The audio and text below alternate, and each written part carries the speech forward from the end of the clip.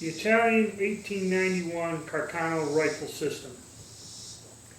Another popular military surplus gun. A lot of them ended up in this country, a lot of them out there. Standard infantry weapon, a Whitley from 1891 till the end of World War II. I wanted to do a video on the guns, but again, kind of like the German 1888 commission rifle. It's not a simple story. It's something that can't be done in a short video. So I decided I'm going to do a series on this gun. I've been kicking the idea around. I have a few examples, but I have enough examples with the different variances to explain things to people.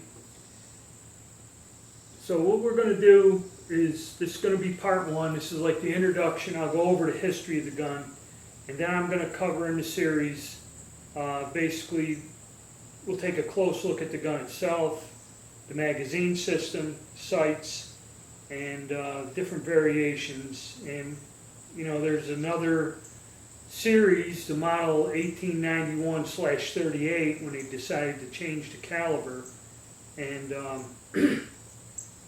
then decided to go back, and that creates confusion and conflicts in different models and variations.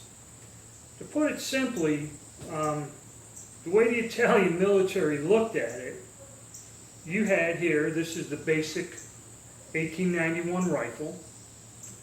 Then the next weapon they developed was the cavalry carbine, which is this here. This should have a folding bayonet, but it's missing. I don't have one with a bayonet on it. They adopted the cavalry carbine next, which is for mounted troops. And then the third and last rifle they adopted was the troop special, which is basically just a short barrel carbine. And the only difference kind of is you mounted a regular bayonet like the rifle, and you had your slings on the bottom here, where the cavalry gun had your sling swivels here on the side of the stock, where it was slung over the horseman's shoulder to be carried on horseback.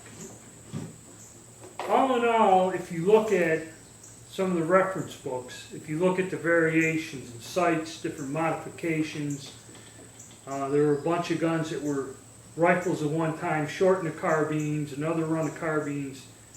There's 10 or more variations of this gun in terms of modifications, sights, and that, but they're all the basic same action, and they only come in two calibers, the 6.8 and 7.35.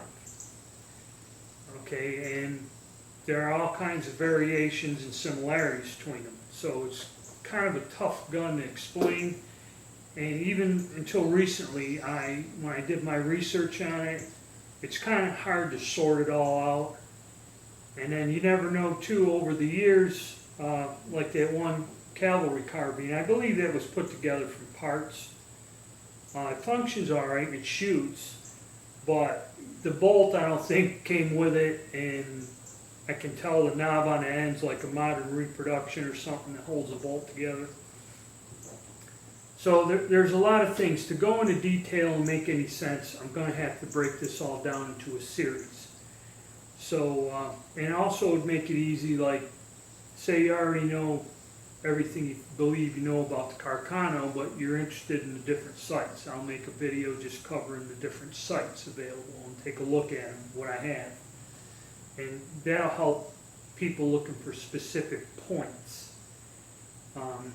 Then of course we're going to reload some ammo. I got a set of bullet molds specifically for this caliber, 6.5, and we'll work on it, because another thing is they say these guns are inaccurate, and a lot of the problem, there's 2 or 3 different reasons, and we'll go over that as we progress. So this is part one, and I'll start with the history of the gun and basically cover it. And that way also my videos won't be 20-30 minutes long.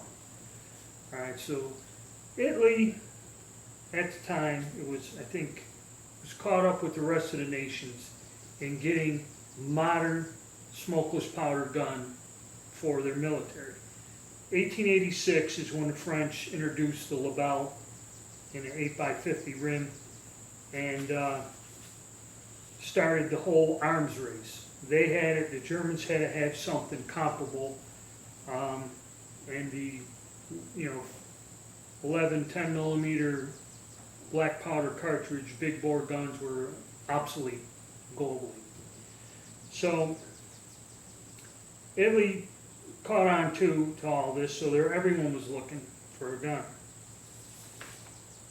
So what Italy did is it had the M1870 series of rifles, and they modified them. It was the 1870, then the 1870/87. They put a little 4-round magazine on a bunch of them, and they were still in a 10.35 millimeter or something with the Vetterli style bolt.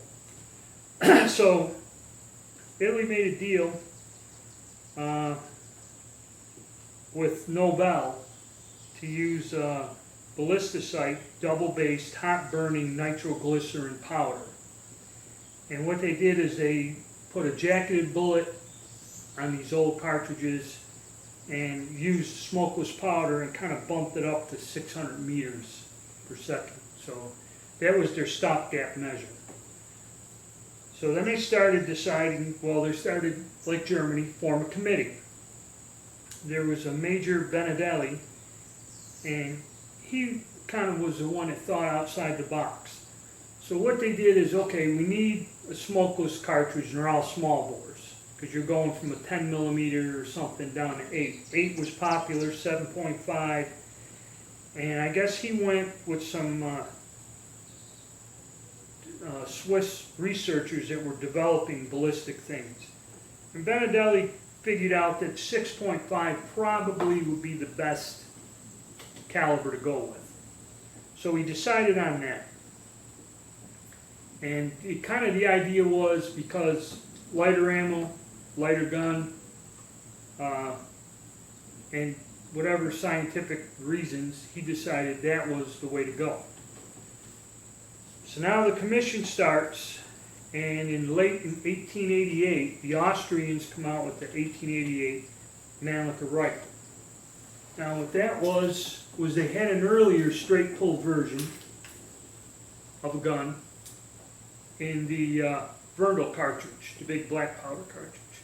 But what they did is converted them all and used the 8x50 Hungarian rim, which this is this here, with the Mannlicher 5-shot magazine, the straight pull gun. So that's what Austria went with in 1888. Now the Germans already were working on, but that was kind of secret, their development of their 1888 Gewehr. So it says here 1889, or in 1888, the commission was formed, and the Italians said, we're going to study the proposition of a new rifle. In 1889, the first 15 guns were presented from national inventors, foreign people. Vitelli was there, Mauser, and James Pearsley. Okay, then later on in 1889, the commission rejected all 15 guns. Upon the recommendation of Major Benedelli in 1890, based on extensive tests, the commission decides to just forget the 8 millimeters and 7.5s, and they wanted a 6.5 caliber rifle. All right. Then again in 1890, all these different companies submit another 10 models. And now they realize the 6.5 caliber, this is where Benedelli, there were problems with that hot burning powder in the small caliber of eroding the throat and area of the barrel, right here at the start of the chamber, that was eroding real fast. So what they did is they decided to use progressive rifling, which the rifling starts at a very slow twist and increases as it goes on the barrel. And that would kind of help compensate for that throat erosion. And the barrels, they were getting the blanks from somewhere in Prague. So probably they went to a top-notch barrel maker and used quality steel. So there your fallacy of them using inferior material is gone. And the reason they had that game twist rifling was because the powder they were getting from Nobel. A lot of your small calibers, the early ones, had problems with the barrels eroding because just the bullet jacket too. They were using a lacquered steel case, and again, Major Vitale suggested an all brass bullet, and that was rejected, and they used some sort of a metal jacketed with a lead core bullet. That was all in 1890. Okay, again in 1890, since none of the models satisfied the commission, the 4 state arsenals were tasked with, developing a rifle. Mauser and Mannlicher were still in there, but they weren't given the game twist barrels. That was a state secret. And they also come up with Mannlicher come up with the 6.5 rim cartridge. Alright, so again in 1890, another 45 models of foreign and Italian inventors are rejected. The commission concentrates on improvements to the models from the state factory. And it's in Torino. They come up with a rifle in 1891 with a German model 1888 Charger loaded central magazine system of Mannlicher. So they liked the German 88 magazine system. So they ended up paying a royalty to Mannlicher, a flat fee to use his magazine system. And that was done in 1891. And this is where Salvatore Carcano comes in. He was a lead state-employed arms designer. He started out in the artillery and then worked his way up to where he was a master engineer and craftsman. And the bolt on this gun is basically, Carcano designed a needle fire gun in the 1860s. This bolt was redesigned by him, and that's why it's a little bit unique compared to others. And he also did a lot of the fine-tuning and engineering on the final thing of this rifle. And that's why it's named after him, because he was the lead engineer on getting the bugs run out and coming up with the final model. Alright, so they made 1,000 prototypes, and they decided to go, okay, and this is where they decided to go. I guess the cartridge is similar to like the 6.5 by 53 rims, which was adopted by a few countries. They wanted to go with a rimless round with an extractor groove. So that's where they also made the decision to go away from the rimmed cartridge, which made the unique Italian cartridge. That's how they finalized the cartridge in the end. 1891, changes were made to the sights and the last modifications of the Model 1. Okay, 1891, again, it gives a date here.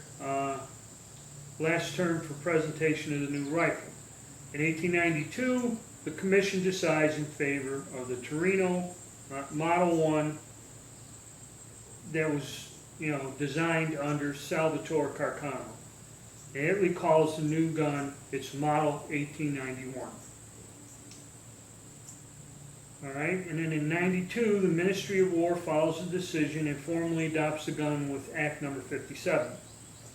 In 1893, a cavalry carbine is presented, and later that year an act officially adopts the cavalry carbine, which is this thing here with the folding bayonet. So you got your second model adopted. And they changed the propellant. In 1896, the propellant in the cartridges was changed from the double-base nitroglycerin of Nobel to a less corrosive nitrocellulose powder. See, they didn't quite have the smokeless powder thing, and they were purchasing it from Nobel. So they were buying their smokeless powder from a company in a foreign country and paying for it. I believe that's what it was. And so they had the new cartridge, which was the 1891/95. And then in 1897, the carbine Troop Special was adopted, which was in 1897 they come up with this little short barreled rifle. And that's when that was officially adopted. So they only had 3 variations of this gun officially adopted. But like I said, over the years, the modifications, there are more than 10 variations of these 3 base models. But those are your 3 base models. Now, it's hard to get the nomenclature down. A lot of information on these guns is spotty at best. I have here a Small Arms of the World that was printed in 1957. And the reason I got this book is because they have a photograph in here of 10 different guns. And something about the model numbers, and they give the barrel lengths. Like basically, the barrel length on this original rifle is 30.7 inches.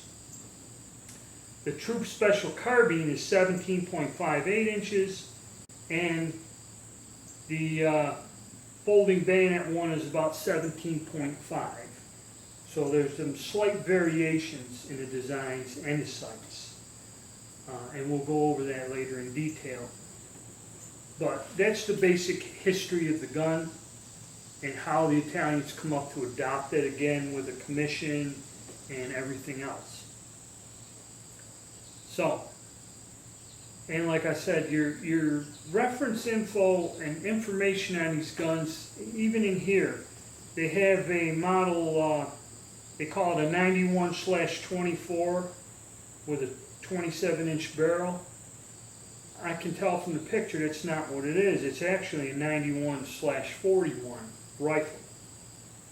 Okay, so even these reference books have flaws and are not correct. And a lot of people, when they say they know about these guns and answer on forums and online and everything, the information they're using this book. Okay, they don't, and when people ask me, why do you have 5 or 6 different examples? Well, you need numerous examples of any type of rifle to see variations, modifications, and to prove out theories. So also a lot of disinformation about these guns out there and in print. Okay, my battery went dead on me, but as I was saying, there's a lot of somewhat incorrect information that is in print. It has been that way for a while, so I'm going to try to give my slant on it and see if we can clear up some of that.